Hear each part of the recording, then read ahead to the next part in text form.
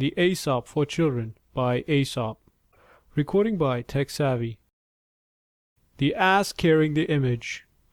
A sacred image was being carried to the temple. It was mounted on an ass adorned with garlands and gorgeous trappings, and a grand procession of priests and pages followed it through the streets. As the ass walked along, the people bowed their heads reverently or fell on their knees, and the ass thought the honor was being paid to himself. With his head full of this foolish idea, he became so puffed up with pride and vanity that he halted and started to bray loudly. But in the midst of his song, his driver guessed what the ass had got into his head, and began to beat him unmercifully with a stick. "Go along with you, you stupid ass!" he cried. "The honor is not meant for you, but for the image you are carrying."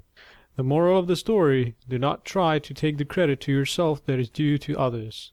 A Raven and a Swan.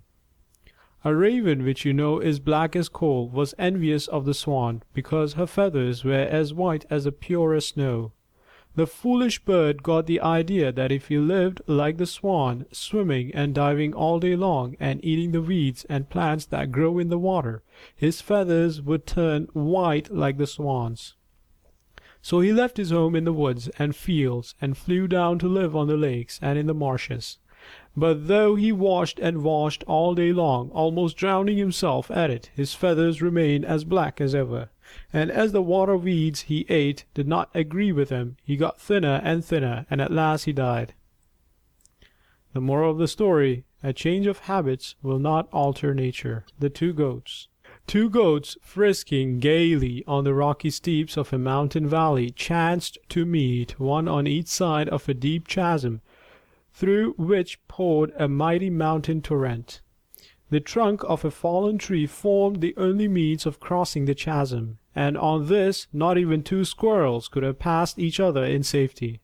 The narrow path would have made the bravest tremble. Not so our goats, to stand aside for the other. One set her foot on the log, the other did likewise. In the middle they met horn to horn. Neither would give way, and so they both fell, to be swept away by the roaring torrent below. Moral of the story: it is better to yield than to come to misfortune through stubbornness. The Ass and the Load of Salt. A merchant, driving his ass homeward from the seashore with a heavy load of salt, came to a river crossed by a shallow ford. They had crossed this river many times before without accident, but this time the ass slipped and fell when halfway over. And when the merchant at last got him to his feet, much of the salt had melted away. Delighted to find how much lighter his burden had become, the ass finished the journey very gaily. Next day the merchant went for another load of salt. On the way home the ass, remembering what had happened at the ford, purposely let himself fall into the water, and again got rid of the most of his burden.